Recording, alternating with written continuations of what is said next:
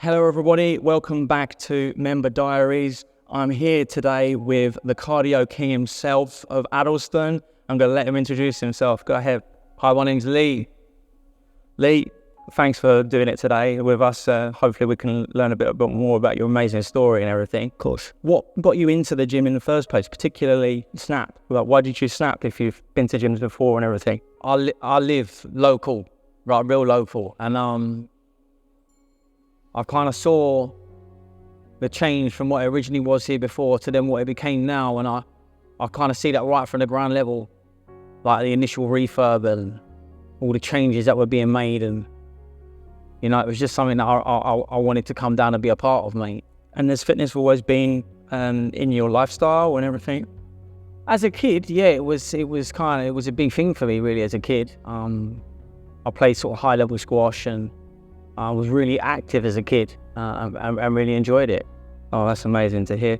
So out of every gym that you could have possibly chose, what drew you to this one particularly? I mean, I know it's close for you and you were here for the whole process. Yeah. But what drew you to this one when there's so many gyms in the area? Well, when I came down, in the process of the build and the fit out, I came down and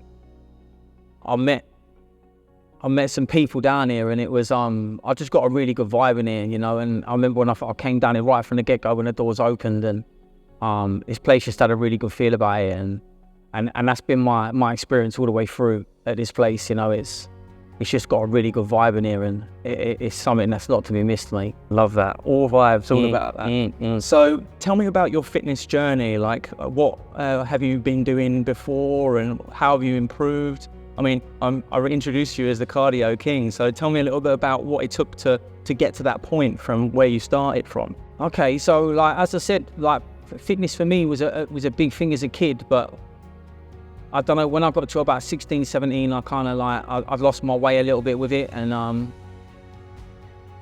then I kind of just went down this path of, I kind of really got a little bit lost in life, if I'm honest with you. I kind of got involved in like the club scene, and I really kind of enjoyed that.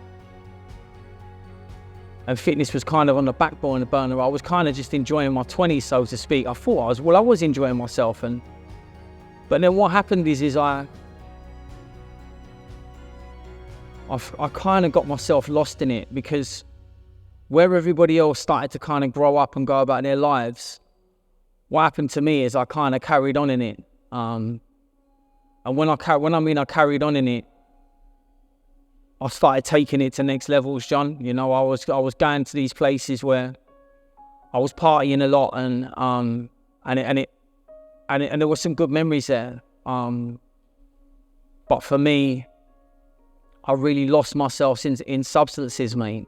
I really lost myself in substances, and like all the way between my mid-20s to if I sort of fast forward the tape to like in my 40s, mate.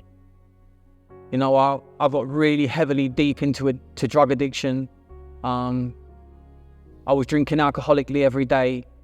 You know, I really, really burnt my life to the ground, you know. And in that process, there was kids born in it. There was my ex-wife in it. It was a really, really tough time, mate. That's really powerful. Really tough time. Yeah, that's really powerful. I really appreciate you sharing that. So let's look ahead now. You've got so many people in the gym that go, I need to go for a run with Lee, or, you know, what is it? How does he train and everything? You've got so many people that look up to you. So did fitness like pull you out? Did fitness like save you, sort of thing? Well, what kind of happened is I went into recovery first. Yeah, this is what happened is like 6 years ago, I realized I had a big problem, and I realized that I was kind of living two lives, and I needed to address it. And this is my kind of problem. I'm one of these people that kind of internalizes his own problems, and like they're problems of my own making, so I'll fix them. And listen, I realized I was beat by that. The game had beat me in that. So I went into recovery, and within time of me being in recovery and finding a lot about myself and kind of peeling back all them layers, I found my love for fitness again. I really did. And for me, it's recovery alongside fitness. For me, they just work really well, you know. Fitness for me really helps with my mental health. It keeps me focused, it keeps me disciplined, because I'm quite an undisciplined person. You might not think it, but I am. Not at all. Yeah, that's what I'm saying. Like, I have to really go against the grain and push myself, and I like to push myself. I think you've booked in for so many marathons, and you've got people that are asking like to come out on trail runs and stuff with you, and you know, I think that you've really motivated a lot of people, which, you know, your journey, it's just fantastic. Like, in that you've gone from one place so far into the other extreme for like health and fitness, and you know, everyone loves you, thinks you're amazing and stuff. What if you had anything to pass on to anyone that's going through like maybe similar problems, or you know, you just want to give a bit of motivation? What would you say to someone? Firstly, I would say, if you're struggling with something, if you're struggling with addiction, or if you're struggling with mental health, or if you're struggling with anything like that, there's nothing more powerful than asking for a bit of help. You know, because we're kind of brought up in a society where people carry shame and they don't want to ask for help and they don't really want to reach out. And for me, waving that white flag and surrendering for me was a total change in my life. And I really believe that if people really got deeply honest with themselves about where they're at, there's so much help out there.